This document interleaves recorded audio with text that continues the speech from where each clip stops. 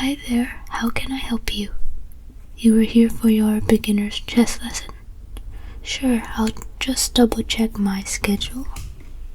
I do remember having a lesson soon. Oh yep, starting in 5 minutes. Were you ready to start the lesson now, or would you prefer waiting the 5 minutes now? Perfect, no worries. Just to give a quick run through, this is going to be a complete beginner's lesson. Not going into too much theory or anything like that. Just starting off with simple stuff like the names of the pieces. Is that alright? Okay, perfect. First we of course have two sides of the board. One with the white chess pieces and the black chess pieces. In total there are 32 pieces on the board, 16 a piece. Alright, we will get started with what the individual pieces are now.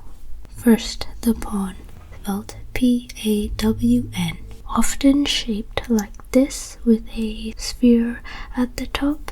Each player has 8 of these pieces. This piece typically moves one square forward at a time to advance across the board, or only at the beginning. It can move 2 squares forward, but again, only at the beginning. Say there is an opponent's piece obstructing the path for the pawn, you can't continue moving forward unfortunately. But if any of the opponents are on any diagonal square directly forward your pawn can actually eliminate them, hopefully increasing your chances of winning. Okay, that was some of the basic things I wanted to go over for pawns. Now on to the next piece I will go over is the rook. You can see the rook has an almost castle-like look about it. Each player starts with 2 of these, just 2, and the rook can move up and down and sideways as well across the whole board. As many squares as long as they are free and there are no obstructions in the way, of course.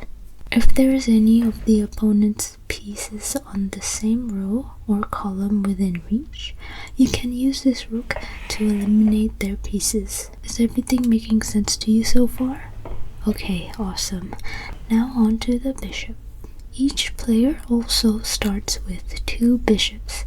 They are shaped like a pointy tower almost.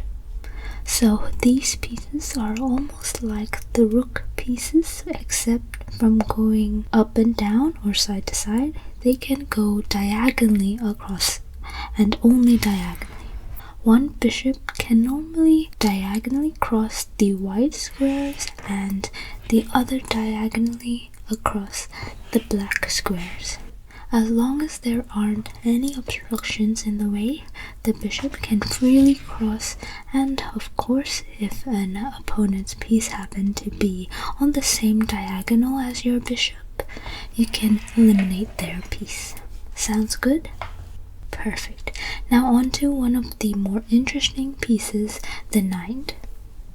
Now, of course, apart from its very distinct horse-like appearance, this piece is unique in that it can jump over other pieces. Yes, and in an L shape.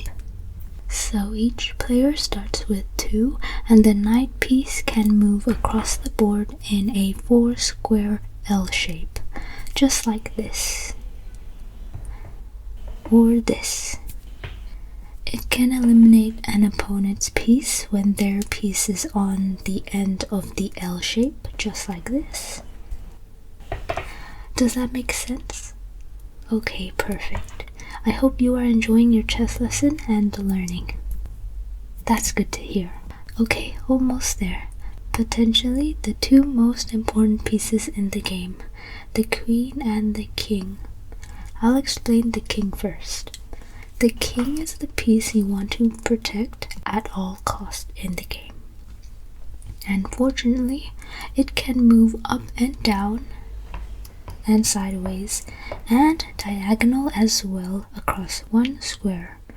The queen can pretty much do everything that all the other pieces I have described can do, except the knight. So it cannot jump across other pieces. But it is by far the most powerful piece, and each player, of course, just has one pair of a queen and a king. Oh, it looks like it is closing up on the hour. Time goes by fast. But I did cover all the basic points I wanted to cover with you today. How'd you go? Did you have any questions? No? Great. Fantastic. You enjoyed it too? That's really good to hear. The first lesson was free as well, as part of a promotion we were having, so there's no need for payment. And that is all for today. Thank you for coming, and we hope to see you next time.